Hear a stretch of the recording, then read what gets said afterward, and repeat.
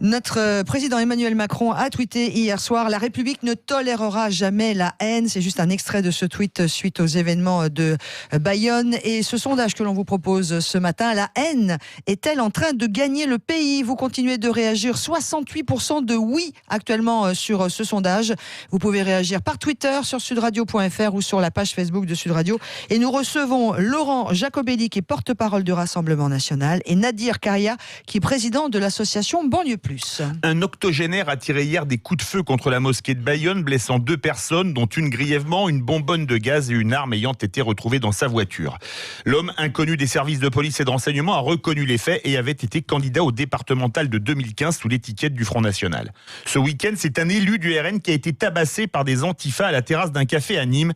Il y a quelques jours, Emmanuel Macron aurait, devant son cercle rapproché, tenu à alerter sur les amalgames entre les questions d'immigration, de radicalisation, de communautarisme et de laïcité qui conduiraient à la stigmatisation, brandissant la menace de la guerre civile. Il y a un an, en octobre 2018, Gérard Collomb, alerté par les notes des services de police, déclarait lors de son départ de la place Beauvau: aujourd'hui, on vit côte à côte. Je crains que demain, on puisse vivre face à face. La haine est-elle en train de gagner le pays? C'est la question qu'on se pose ce matin sur Sud Radio. On va commencer avec vous, Nadir Karia. Diriez-vous que nous sommes dans une période de tension communautaire? On l'a vu hier à Bayonne, et politique, on l'a vu à Nîmes. Alors, je dirais communautaire, non. C'est ce qu'on essaie de nous faire croire. De tension depuis facilement 30 ans, oui. Je pense qu'il y a urgence à prendre la mesure de ce qui se passe en France.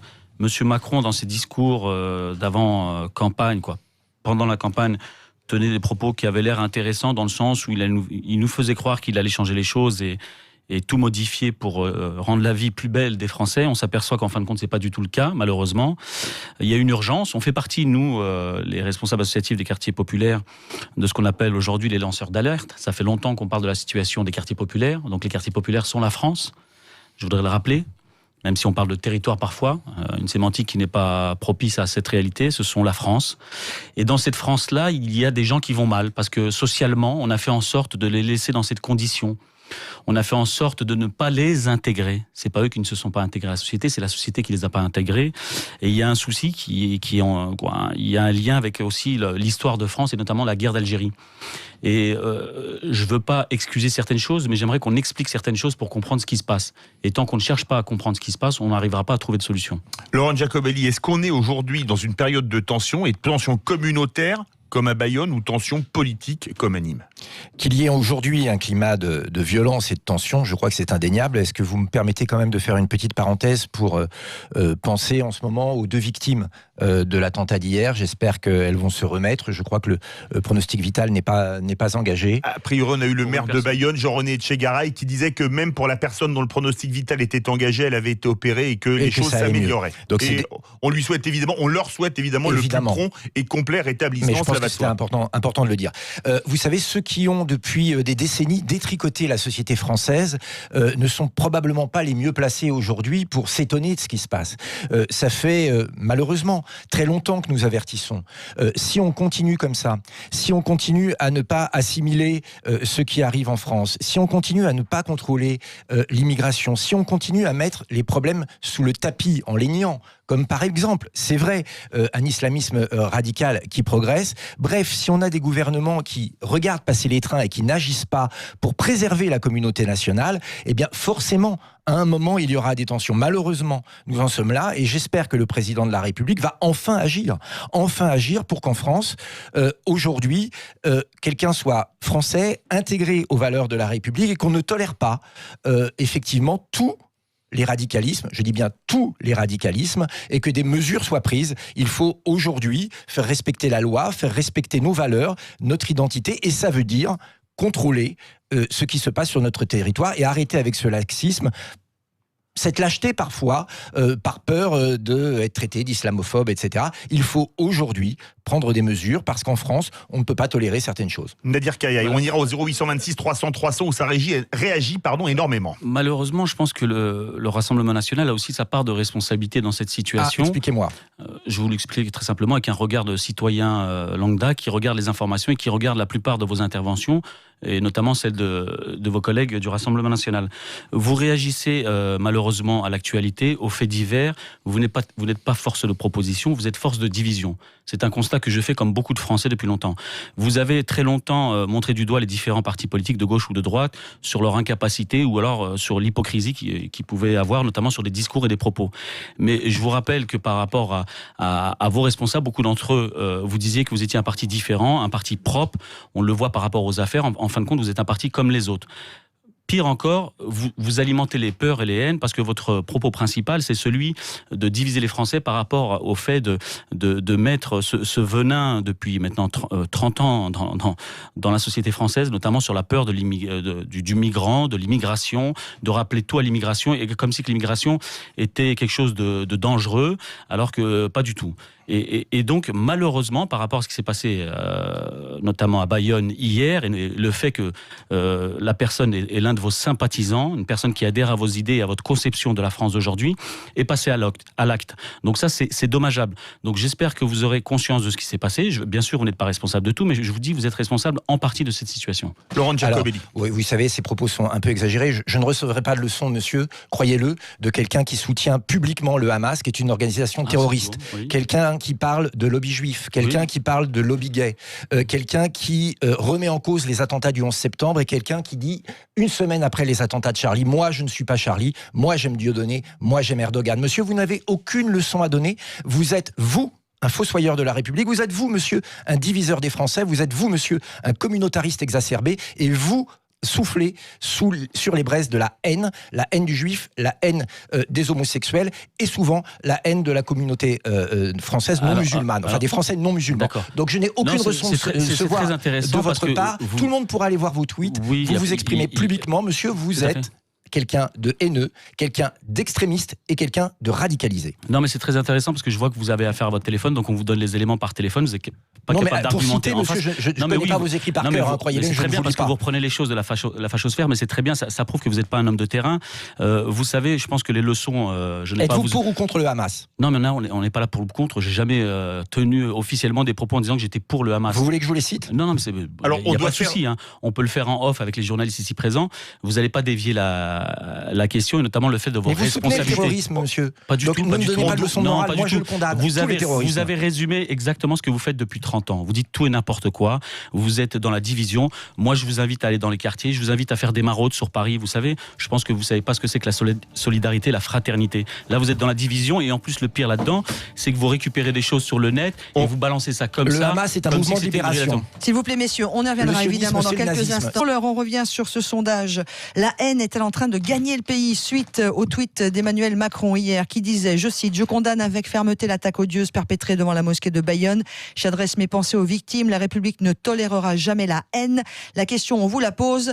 La haine est-elle en train de gagner le pays ? Vous réagissez sur les réseaux sociaux Sud Radio, Twitter bien évidemment, le site sudradio.fr ou la page Facebook de Sud Radio. Et on continue avec nos invités. Laurent Giacobelli, porte-parole du Rassemblement national, et Nadir Kaya, président de l'association Banlieue Plus. Et direction le 0826 300 300. Nous avons Alain d'Agde qui attend depuis un moment. Alain, bonjour. Oui, bonjour. Bienvenue sur Sud Radio. Bienvenue, merci. Je voulais simplement dire une chose, c'est que quand la loi 1905 avait été faite, elle avait été faite à l'époque où il y avait une hégémonie catholique qui était très forte, qui gérait à peu près une grande partie de la République et de l'État, et que la République a voulu reprendre le dessus pour mettre des lois. Or, depuis, à l'époque, il n'y avait pas tellement de religions étrangères, à part le catholicisme, le protestantisme, les juifs, etc. Mais je voulais dire par là qu'il n'y avait pas de religion qui voulait conquérir une autre. Malheureusement, depuis effectivement qu'il y a eu énormément de migration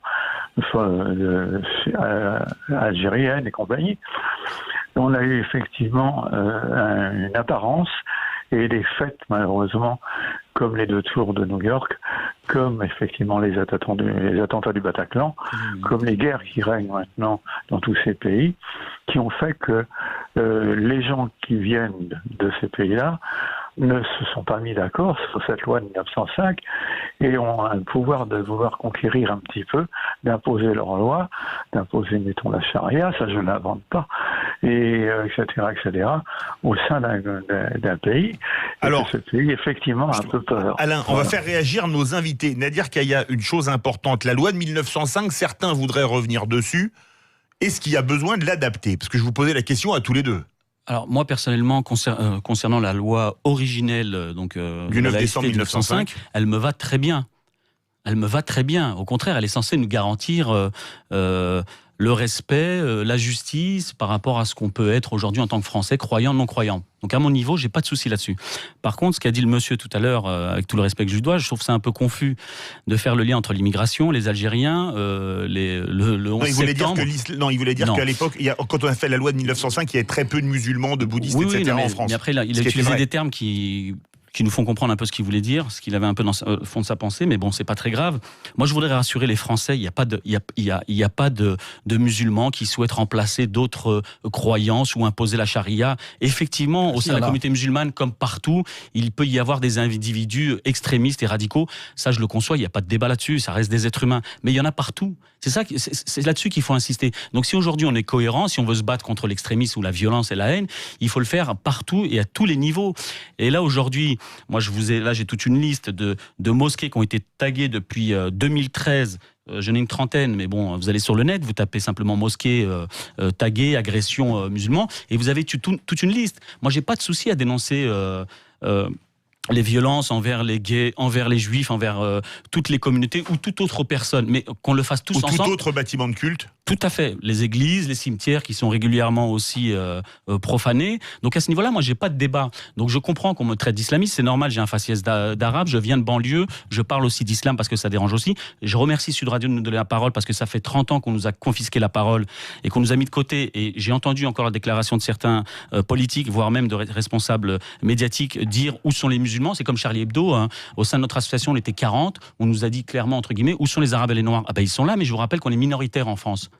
Mais on nous a demandé où vous étiez. J'étais là, il y avait même France 2 qui était là, qui nous avait filmé avec notre association.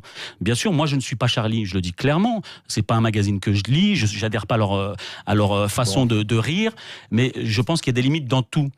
Mais les minorités sont là, simplement on ne leur donne pas la parole. Laurent Giacomelli, voulez-vous revenir sur la loi de 1905? Non. La loi de 1905, ça ne s'est pas fait facilement au début. C'était la loi de séparation, pas de l'Église, mais des églises. Des églises et de l'État. Et de l'État. Souvenez-vous, replongeons-nous quelques années en arrière, nous n'étions pas nés. C'est vrai que ça a été difficile à accepter pour les catholiques, par exemple, au début, qui avaient une forme de mainmise sur l'école et sur la société française. Ils l'ont accepté, parfois de mauvaise grâce. Aujourd'hui, on n'en parle même plus. Ça a été vrai aussi pour un certain nombre de Français de confession israélite. Aujourd'hui, l'application de cette neutralité, de cette laïcité est compliquée à mettre en marche pour une frange, c'est vrai, minoritaire de nos compatriotes musulmans. Eh bien, ce n'est pas une raison pour céder. Voilà, quand il y a des signes revendicatifs, quand 25% des musulmans disent placer la charia au-dessus des lois de la République, c'est un problème pour la République. Et donc il faut trouver les solutions pour ne pas s'enferrer, pour ne pas rester dans cette situation. Pour vous, il faudrait revenir à une laïcité de combat version 1905. Il faut une laïcité de conviction, pas une laïcité de lâcheté, pas une laïcité qui détourne le regard. Quand aujourd'hui il y a une forme de voile qui n'est pas simplement l'expression d'une philosophie, mais qui est un acte revendicatif, qui est « je place » l'islam politique au-dessus de la République, eh bien le rôle du politique, le rôle de la République, c'est de dire non, pas dans l'espace public. Quand il y a en France des attentats de personnes qui se réclament d'un État islamiste, eh bien il faut être implacable. C'est clair, c'est du bon sens, c'est la défense de ce que nous sommes, de nos valeurs et de la République. Alors, ce qui est intéressant, c'est ce que vous venez de dire, ça prouve que vous ne connaissez pas du tout les quartiers populaires et la communauté musulmane en France. Je vais vous donner un exemple très simple. La plupart des musulmans de France vivent dans les quartiers populaires. On est d'accord là-dessus ? Oui, enfin, ils vivent le premier parti dans les quartiers populaires, c'est l'abstention. Donc quand vous dites soi-disant que les femmes qui porteraient le voile seraient un signe de revendication politique, ce n'est pas vrai, parce que s'il y a des gens dans la communauté musulmane qui portent le voile, la plupart d'entre eux ne votent pas. Je suis le premier, moi, à parler de citoyenneté. Mais ils ne votent pas parce qu'ils ne reconnaissent pas la République, monsieur? Non, pas du tout. Ils se reconnaissent pas du tout. Vous êtes d'accord avec moi? Non, pas du tout. Non, ils reconnaissent la République. Et preuve en est, quand on parle des fameuses mères voilées, c'est des mères qui sont impliquées parce qu'elles accompagnent leurs enfants dans les sorties scolaires. Et quand vous allez dans les quartiers populaires, j'ai entendu des choses qui sont aberrantes de la part de M. Zemmour, d'humour, mais bon, quand il peut dire ça en face de politiciens ou de certains journalistes, mais il peut pas dire ça des représentants associatifs des quartiers populaires. Parce que quand il dit que la Seine-Saint-Denis c'est la charia où il y a plus de juifs, c'est de la diffamation, c'est un mensonge. Et moi j'invite toutes les personnes qui sont en Seine-Saint-Denis et qui sont de confession juive et qui vivent dans ces quartiers-là à porter plainte quand on entend ce genre de choses. Je vous ai dit effectivement. C'est vendre grand arme. Hein. Mais monsieur, vous n'êtes pas tous les musulmans de France. Est-ce que vous savez par exemple pas dit le contraire. Qu'il y a une centaine de musulmans qui ont signé une tribune contre le port du voile, notamment lors des sorties scolaires.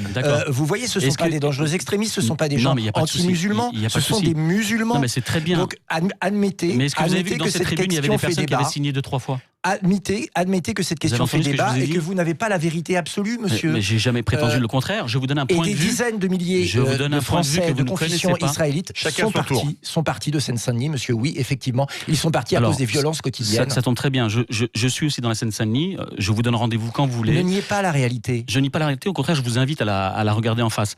Je vous invite quand vous voulez du côté de la Courneuve-Bobigny. Je vais vous présenter des médecins, des commerçants, des amis qui sont de confession juive. On va aller du côté d'Épinay, on va aller à la synagogue d'Épinay si vous voulez, quand vous voulez, et vous allez répéter ce que vous venez de dire là. Et ce serait intéressant d'avoir les médias parce que vous dites des choses que vous ne comprenez pas et que vous ne maîtrisez pas. C'est trop facile, monsieur. Mais c'est une réalité, je suis désolé. Vous êtes de la Seine-Saint-Denis ? D'accord, et alors il n'y a que vous qui avez le droit de parler, mais quand vous dites des énormités, monsieur, je parle vous pas voulez qu'on rappelle encore les énormités que vous dites ? Je ne parle pas de droit de parler. Donc, s'il vous plaît. Vous parlez de la Seine-Saint-Denis, vous ne la connaissez pas. N'avancez pas avec un faux nez, dites qui vous êtes vraiment. Est-ce que vous défendez vraiment président de l'association Bonne Plus et le quartier, de confession musulmane. Est-ce que vous condamnez, monsieur, les attentats islamistes qui ont eu lieu sur le sol français ? Je crois que vous êtes trompé, vous êtes comme moi, vous êtes un invité, vous n'êtes pas un journaliste. Le journaliste. Donc vous ne condamnez pas ? De quoi ? Les attentats islamistes qui ont lieu sur le sol français. Mais je condamne tous les attentats. Vous avez condamné celui d'hier ? Oui. Heureusement, je crois que vous avez été parmi les plus rapides politiquement. Mais bon, on comprend très bien qu'il n'y avait pas de la sincérité. C'était simplement de vous démarquer de votre sympathisant qui, lui, a commis cet attentat. On vous a jamais entendu aussi rapidement condamner un attentat. Nous condamnons tous les attentats très rapidement, monsieur. J'ai une liste de plus de 30 mosquées, on ne vous a jamais entendu les condamner. Justement, est-ce que c'est pas terrible dans un pays comme la France ? Alors on a parlé des mosquées qui ont été taguées, ou évidemment des coups de feu hier à Bayonne.